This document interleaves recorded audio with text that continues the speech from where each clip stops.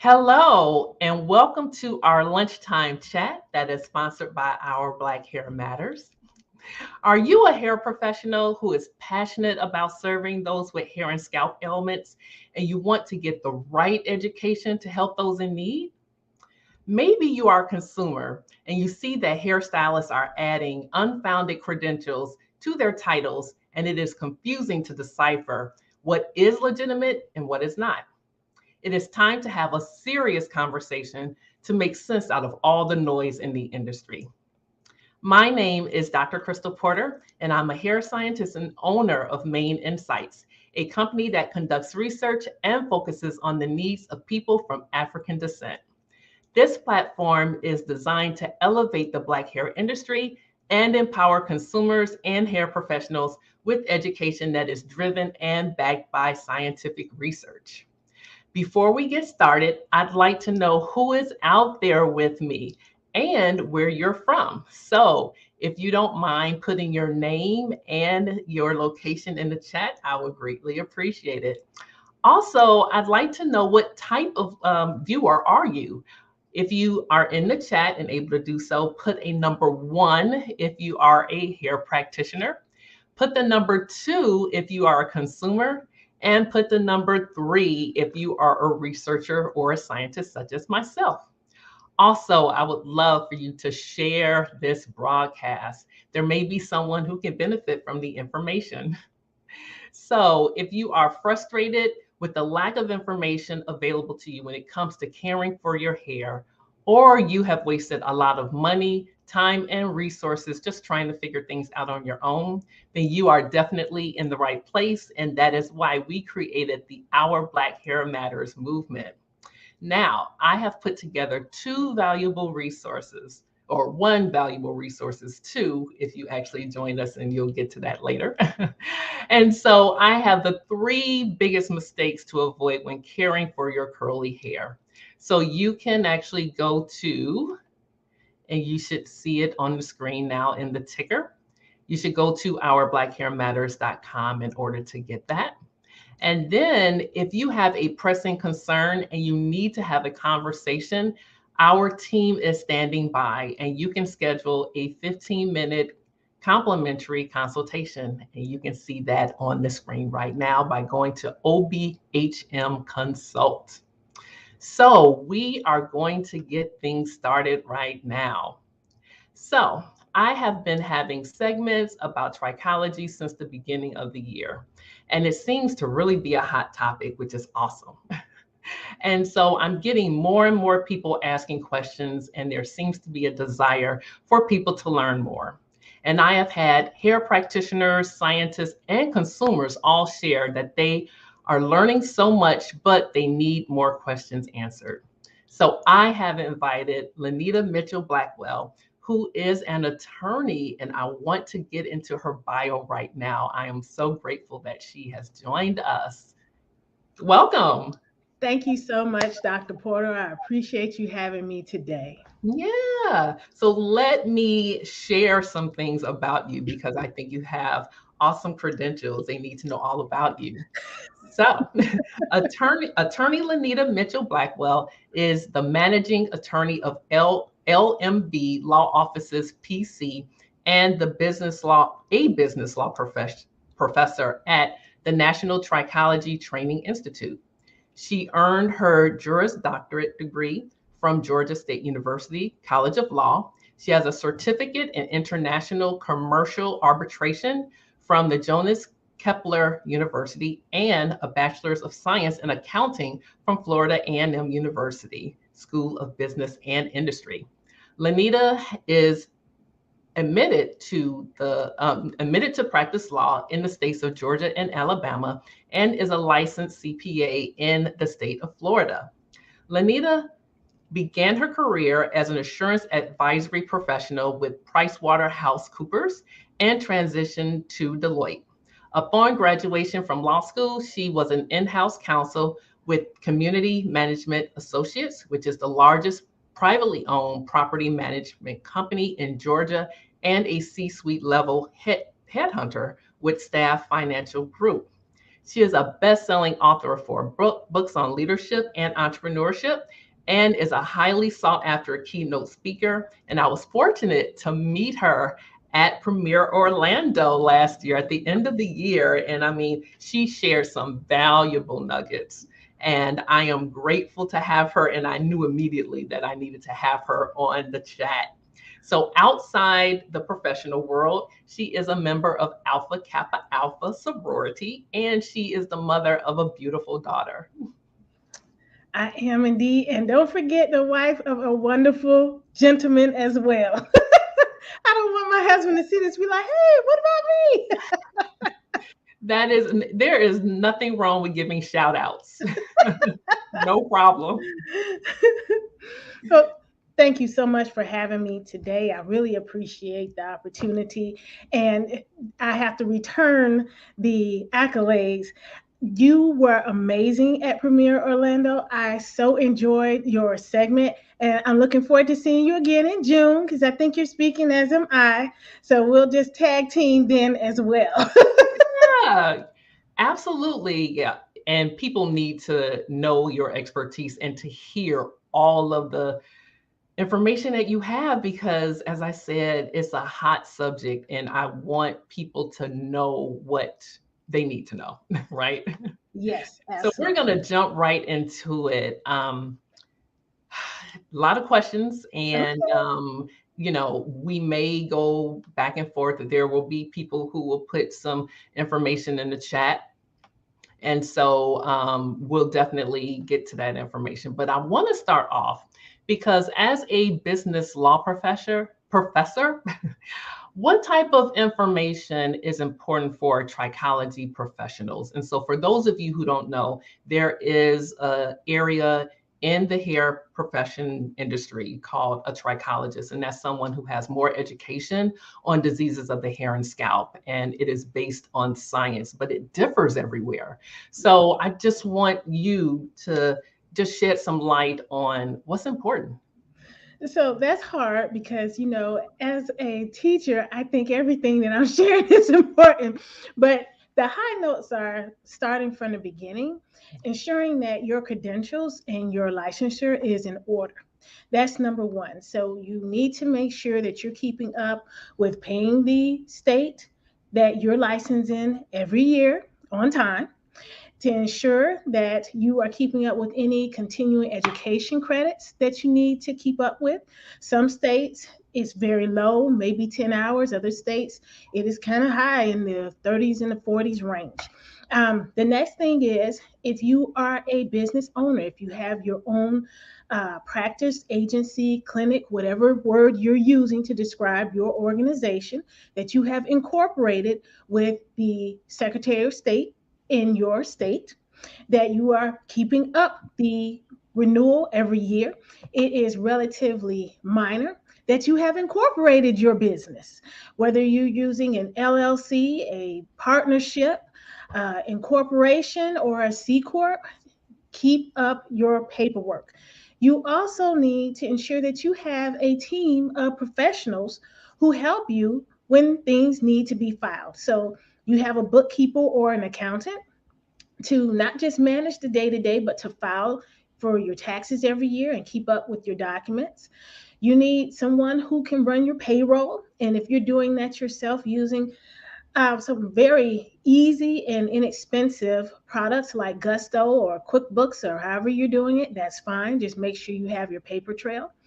You also want to have an insurance agent because you don't want just insurance on the business, but also on yourself as a key person or key man employee. We're going to get them to update that term because there are plenty of women in this industry, right? But it's called key man insurance. If you have a governing board of your organization, you want directors and officers liability insurance. And then when it comes to your employees, you want to offer some insurance for your employees or ensure that they have something on the exchange for health as well as liability purposes. So a general policy will take care of that, as well as a premises liability policy to take care of anything that might happen.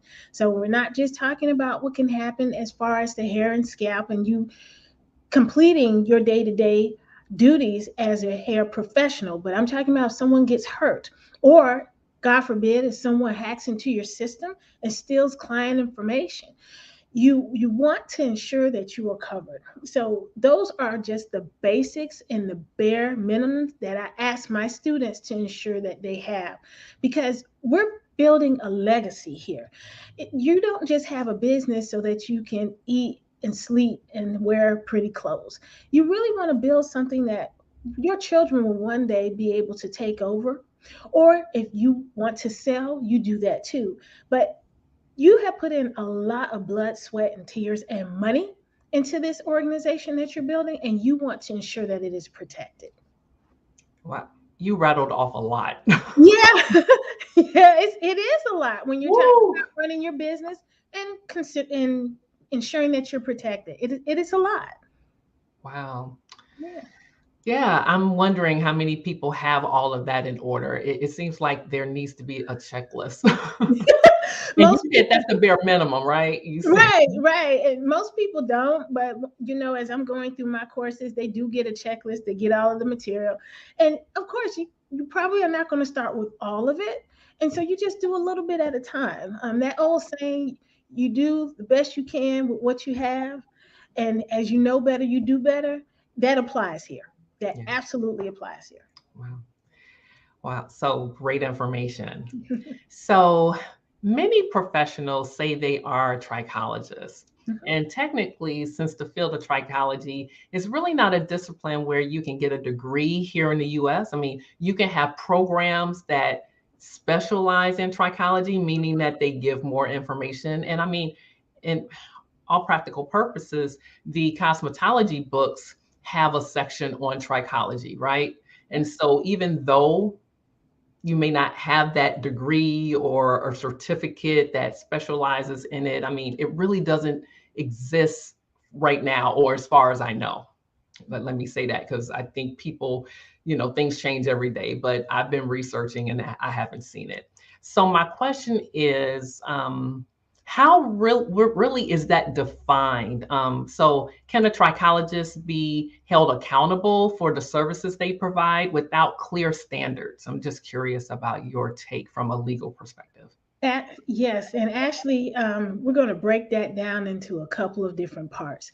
So the first part is there are no clear program standards for the trichology industry. Um, so when it comes to a program that's defined, like you have your PhD, Dr. Porter, you went to school, you completed coursework, you had practicum, you had a dissertation that you had to defend, and then you were awarded your degree, right? Correct. I went through something similar, and then we were awarded our degrees by an organization, a school that was recognized by our state accrediting organization and the Department of Education. Because most schools at this point, if they're accredited, they are allowed to have loans flowing through, and Yes. that comes from the DOE, right? That's Yes. federal level. There are programs that check those boxes, but they do not award degrees, they award certifications. The next part is, as far as whether you can be held accountable, yes, absolutely, you can. There is a key decision by the Federal Trade Commission, or the FTC, called KEEL, KEELE.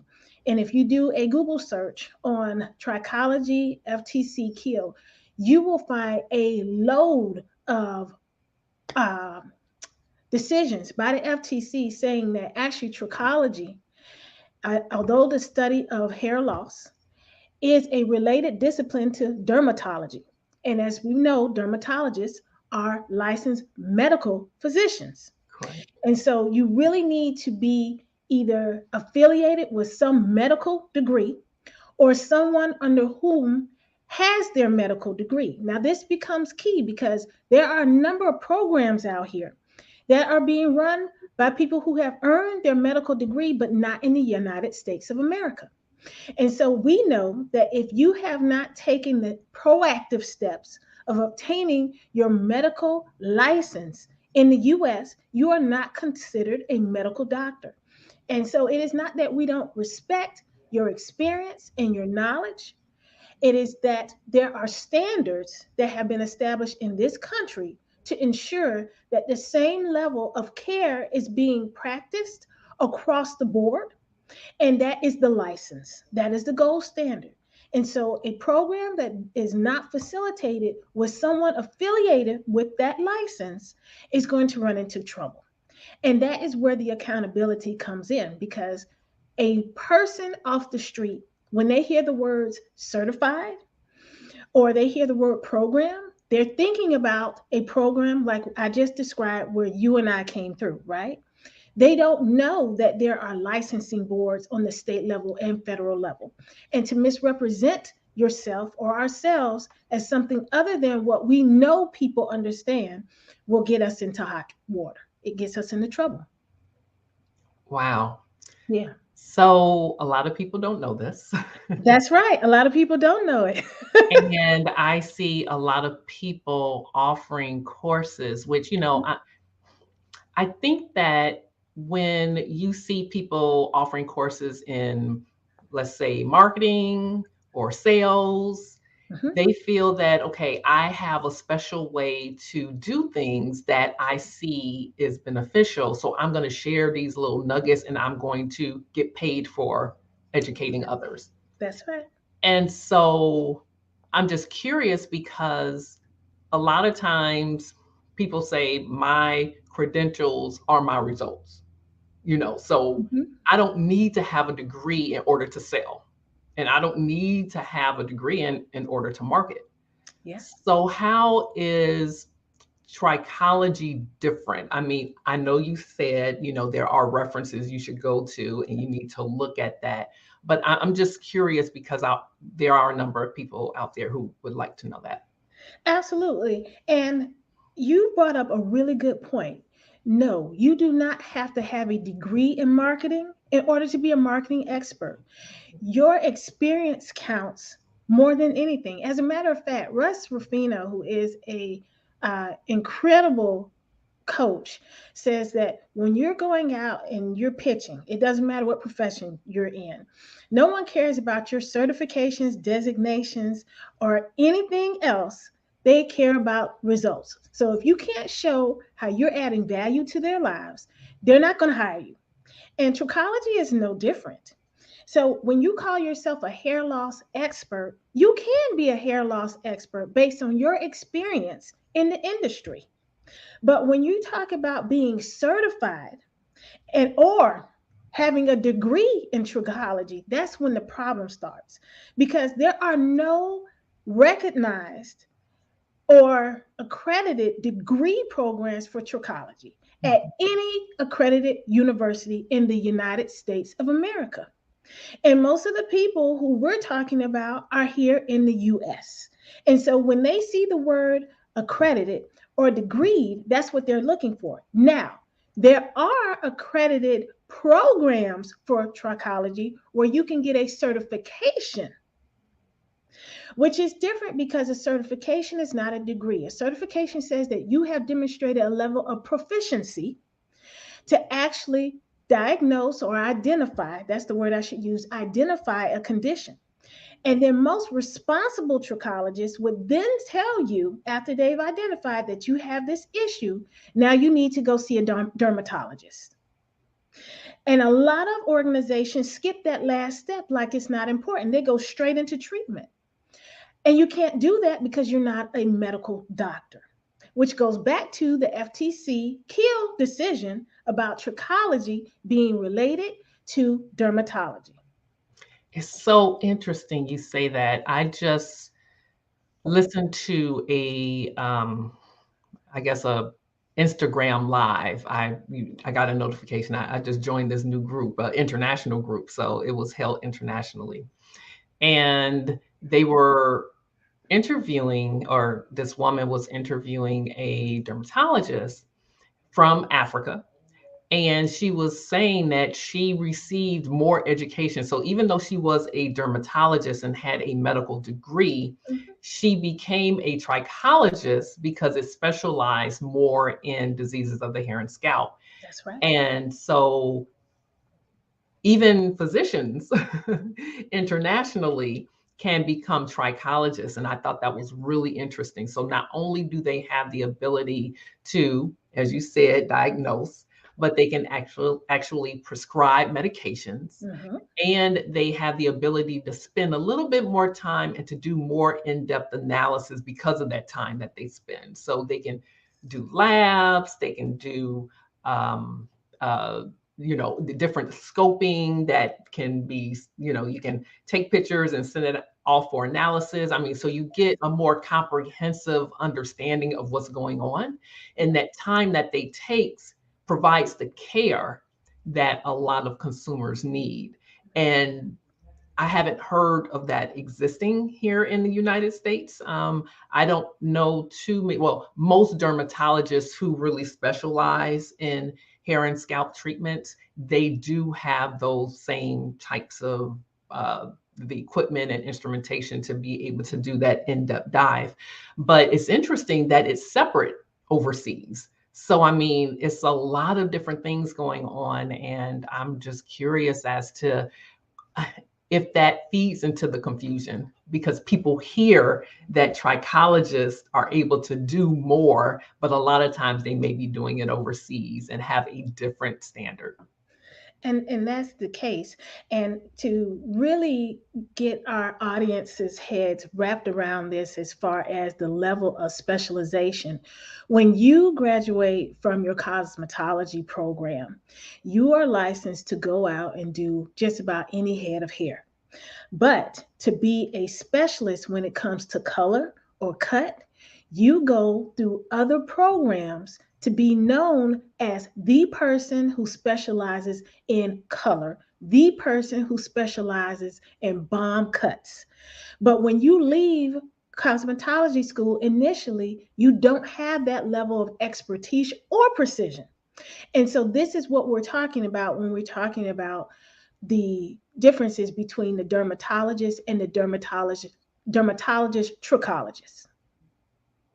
So it's that there was more education, more time, more effort put into specializing in specifically diseases of the scalp, which is another reason that, and I understand it, some medical doctors and dermatologists really take offense and exception to trichologists then calling themselves doctors, right? When they have not gone through the same level of preparation and expertise as they have.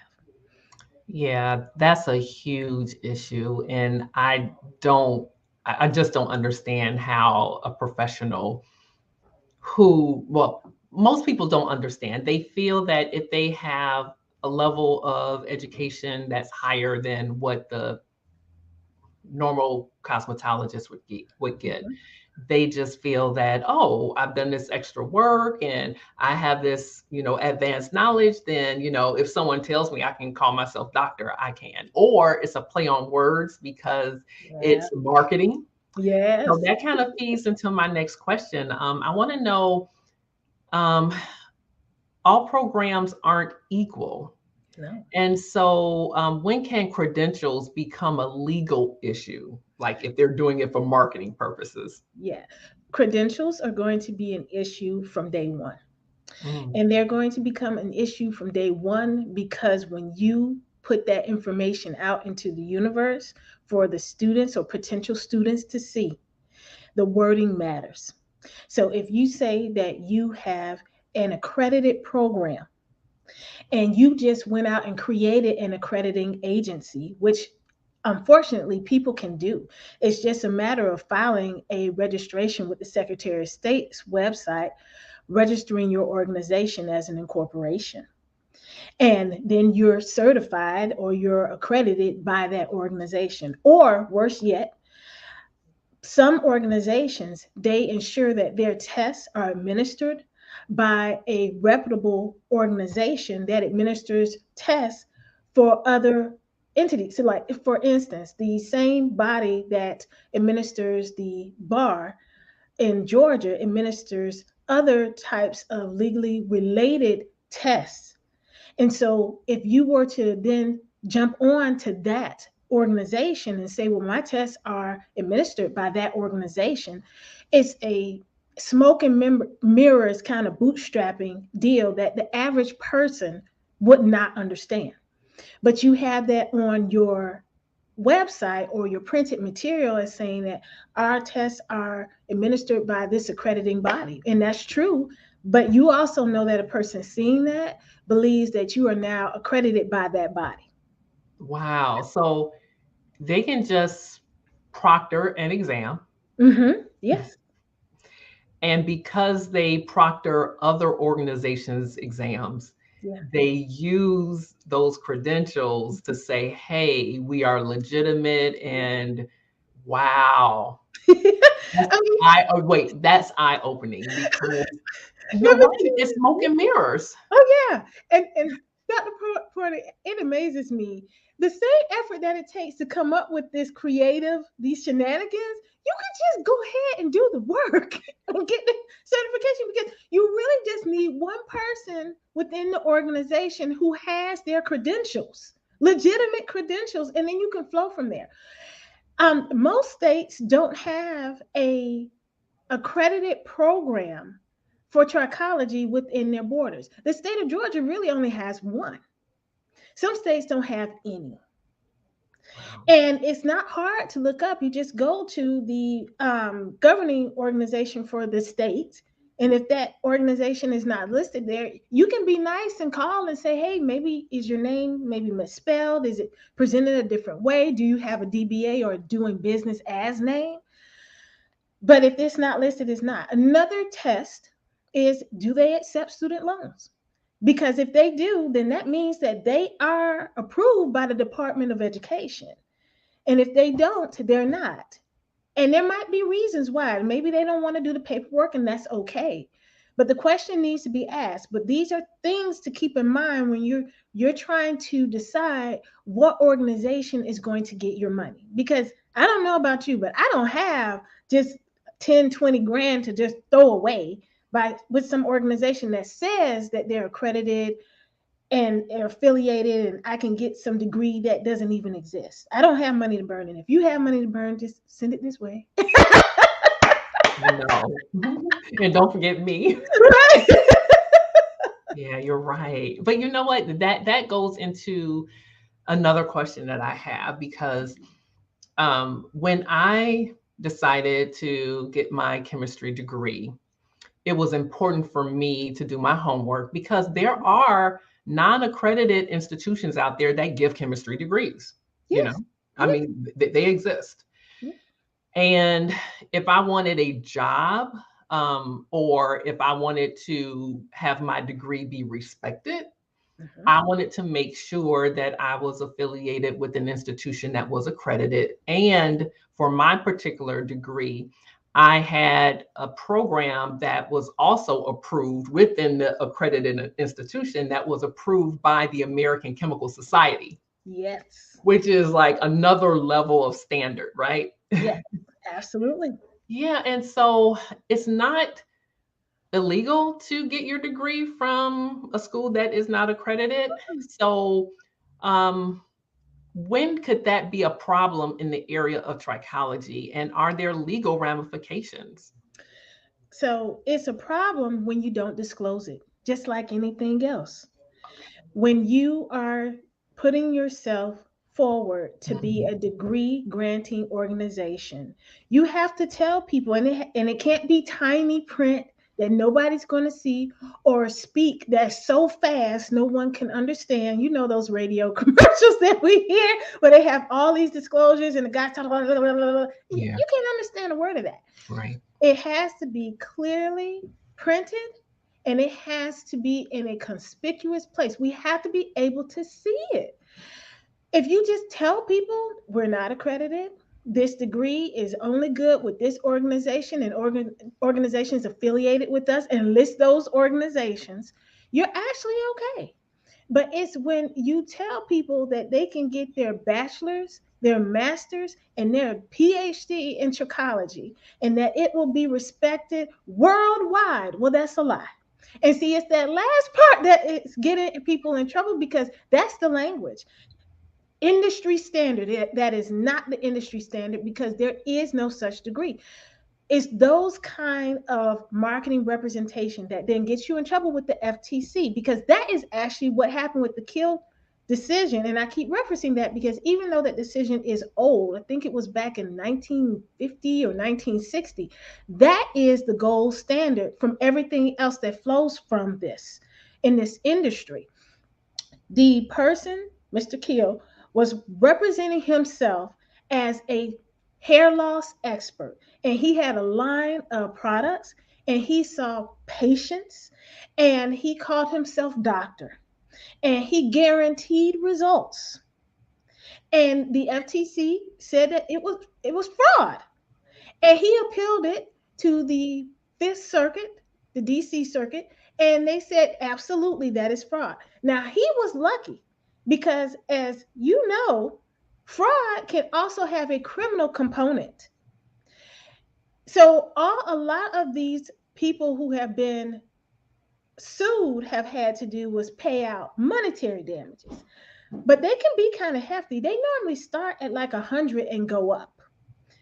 Again, I don't have $100,000 to just burn. And if you have some, remember your friends Lynita and Crystal here. Remember us. But they have yet to be, most of them, let me say, most of them have not been pushed for the criminal part of the fraud, because most people, they just really want their money, right? They either want their money back that they put in the program, or they want to be compensated for the loss of their hair.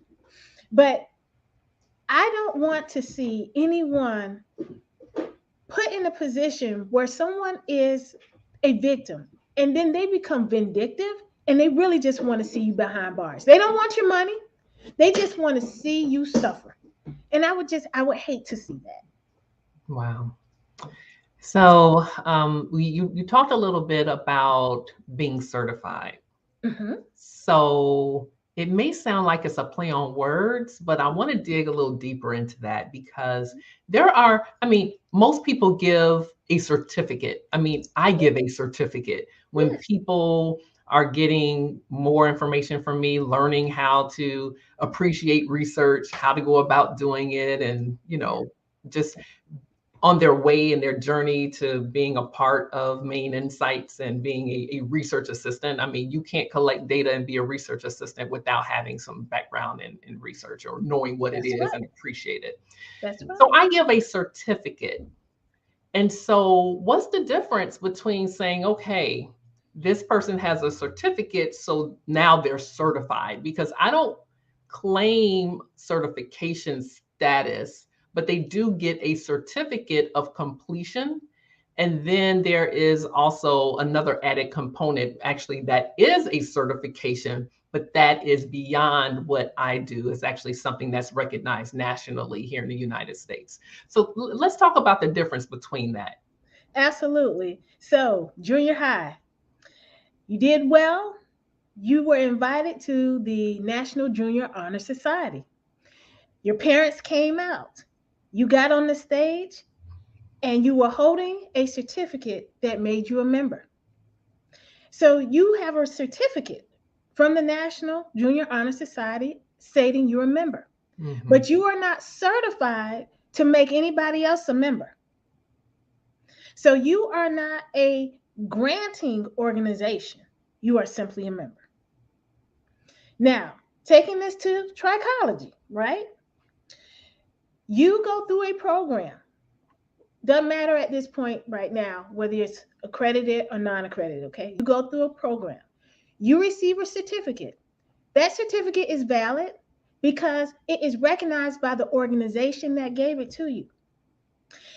But when you go out and say, I am now a certified trichologist, you need to add the rest of it. I'm a certified trichologist granted by ABC organization. Now, if you are a certificate granting organization and you're telling your people you are now certified and that certification is recognized by, and that's the part that gets everyone in trouble, it's the rest of it. That certification is only good for the organizations that recognize the value that you as organization A give. It is not recognized everywhere if you have not met the basic standards of the state and or country that you're operating in. And there are no standards unless you have applied from them and been awarded by the body. And the bodies in this industry are some cosmetology board, normally the state. And again, if you are applying for receiving any federal money, the DOE. And most organizations don't go through all that because it is a lot of work.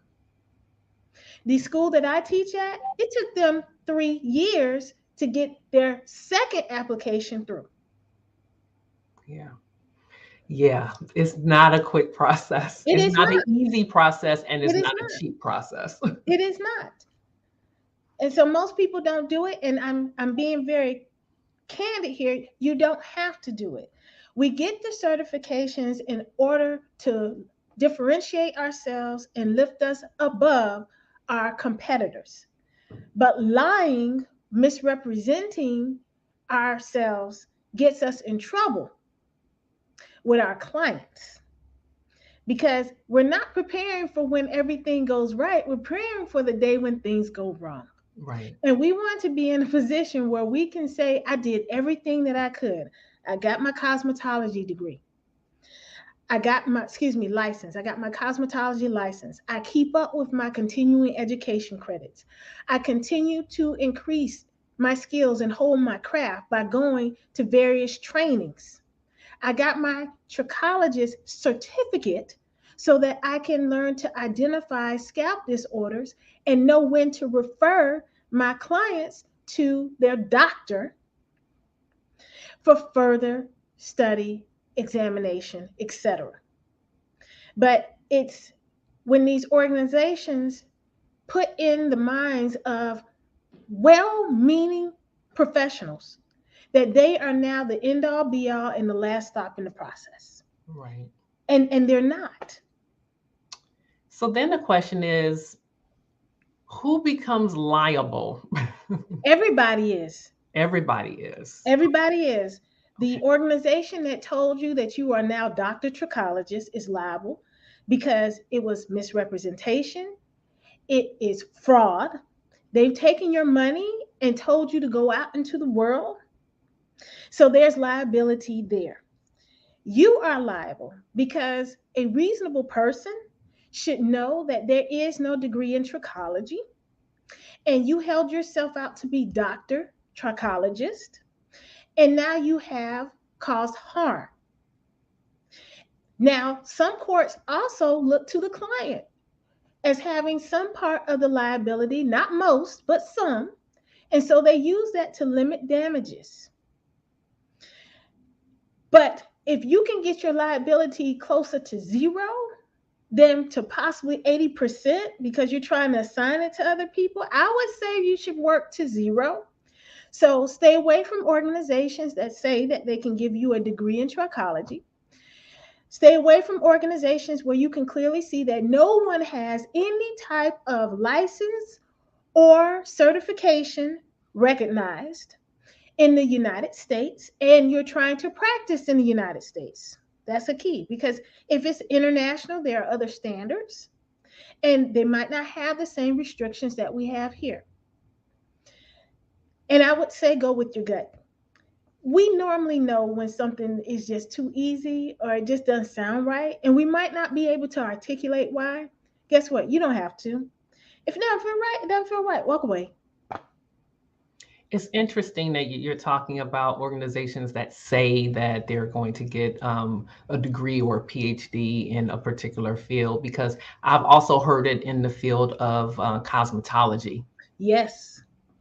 That It there are started there. that there are institutions or associations that are granting degrees, and they have a program. But as you said, you can look in the right places, find out if they're listed, and Yes. determine whether or not it is legitimate. And it's unfortunate that everybody has to pay the price for someone not doing either their due diligence or not taking the time to become legitimate.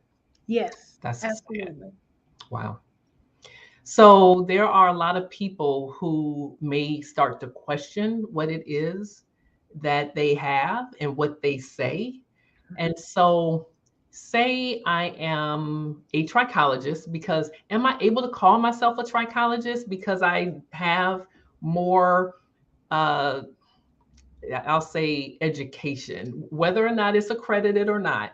Yeah. So, am I able to say, okay, because I learned about all the different types of alopecias and I bought a scope and I'm able to look at people's scalp and I market myself well, am I able to say that I'm a trichologist? You can. But then when the next question comes about the type of program that you went to, you need to be honest about that. Hmm. See, Hmm. that's the thing, Dr. Porter. It's not that you call yourself a trichologist. It's the misrepresentation that comes about the program that you went through. For instance, we were talking earlier about the marketing professional, right? Hmm. So in business school, I had a marketing professor. Now, his degree was in general business. He got his PhD in something outside of business, actually. But the class he taught was marketing. So it's not a misrepresentation to say that he is a marketing professor because that's what he taught. But if he were to go out into the world and say, I'm a marketing expert, if he never taught, if he never worked in the field, if he never published a paper, if he never did anything related to marketing, that's a misrepresentation. That's where a problem comes in. See, there has to be some reason that you're calling yourself that. There has to be something to substantiate that, something underlying. And that's where people get in trouble because they lie about what comes after that. I'm a trichologist and I have my PhD in trichology. No, I'm a certified trichologist with ABC organization. Okay, is it accredited? No, or yes. Most people honestly don't care about whether it's accredited or not. They want to know, can you help me with my hair loss? And that's the yes or no. Hmm. Got it. Awesome. So, what should someone do if they find themselves in like a questionable position? I mean, they want to be on the up and up, Yeah. and they are like, I'm not sure.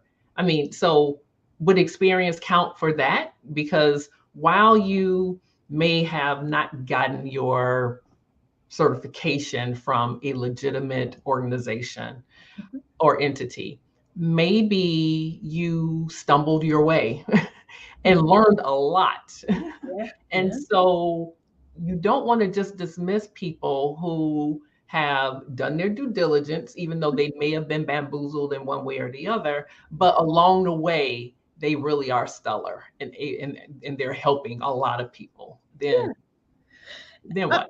yeah. All they have to do under those set of facts is to be honest about the type of training that they had and whether they're certified or not, and whether the program that they obtain their certification or their diploma or certificate from is accredited or not.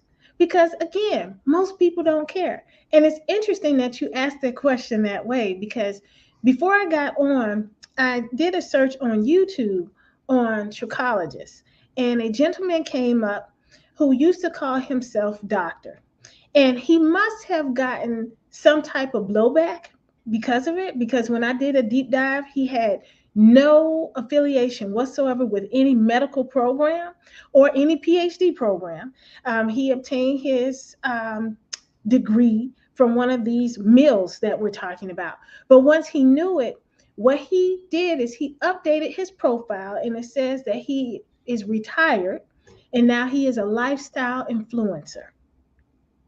Hmm. Wow. Yeah. So, That's I a big jump. well, what I'm saying is he's changed his title. So he still helps people as far as hair loss. But now he's no longer misrepresenting himself as a doctor. Got it. And he's doing fine. He's doing great, actually. And I'm just telling you that to say that there is always a step beyond this. If you find that you've been doing the wrong thing, don't continue doing it. Just make the shift. Again, people are coming to you because you have an expertise. They're not coming to you because you have some title. Yeah. I don't think people realize that. I know, I know, and part of it is the way that we are raised here, in particularly in the West. We put a lot of um, credence in degrees and experience. And it's not to say that it shouldn't be there, but I don't think that it should trump a person who can do a good job any day. Mhm. Yeah. So we're going to wrap it up, but I want to give you the opportunity to share anything that I may have missed when it comes to the legalities of trichology or how people market themselves as an expert. So I will tell you, please be careful. There are law firms that have the list of how they make their case in these cases online. I couldn't believe it. I mean, like step by step, this is how we prove it. This is what we need from you. Don't throw anything away. Make a record of all your appointments you've made with this person, and then just give it to us, and we got them nailed. Then there are insurance companies that have how to defend yourself from these law firms with a list of the things that you need. When I tell you that this is business, excuse me, for them to take the time to list that, you need to really hear what I'm saying, because we're not just talking about fraud and misrepresentation here. We're talking about product liability. And you might be thinking to yourself, but I'm not doing anything. This is not a product. See, yeah, it is, because for most of you, when people are coming into your agency, clinic, organization, whatever you want to call it, you are normally using products that you are selling or that you have created. And so if the condition does not improve or it worsens, now we got a problem. And then you've been misrepresenting who you are. You're Dr. Trichologist, or you're working on your doctorate because you've got your undergrad and your master's in trichology. That's when you're getting in trouble. Wow. Thank you for sharing that. So, if there are some people who would love to reach out to you, I'm sure that based on the information you shared, there may be some people who like, I'd like to, bounce this off of an attorney who really knows and cares about me presenting myself as my best professional self. What would you tell them how to reach you, or are you even offering those type of consultations? Absolutely. I do review information for my clients. My website is lmblaw.offices.com. That's L as in Larry, M as in Mary, B as in Blackwell, law offices with an S.com. I will put that in the chat as well. I'll make sure that people have the ability to see it on all the platforms that this will be uh, streaming on. So I'd like to thank you immensely for sharing all these additional nuggets. I mean, I've learned so much more since we met at Premiere last year. And I think there will be continued questions. And so we'll I'll reach out to you and let you know if people are putting some things in the chat. We are definitely, limited on time right now, and I try to keep it under an hour. But thank you so much. And I'll probably have you back on. Thank you, Dr. Porter. I really appreciate this opportunity. I had a lot of fun. You're awesome. Thank you. You're so sweet. So I am definitely grateful for the services that you provide. And I want to just end by saying, you may have some questions. This particular broadcast was recorded. And so you may have some questions, and I want you to definitely put it in the chat and we will get to it. And you may want to, just post it in a personal setting anyway. But I want to continue this conversation. It's important. And if you haven't already joined the Our Black Hair Matters movement, group on Facebook, then make sure that you do, and you can put your questions there. Or if you're on YouTube, you can put your questions there, or even in LinkedIn. And so if you are someone who needs help with your hair and scalp needs, once again, you can go to OBHM Consult, so bit.ly OBHM Consult, and you can schedule an appointment. And I put it there again in the chat for you to see it. And so, yeah, thanks so much. And I want you to always remember that our Black hair matters. And as always, take care and love your hair. Bye-bye.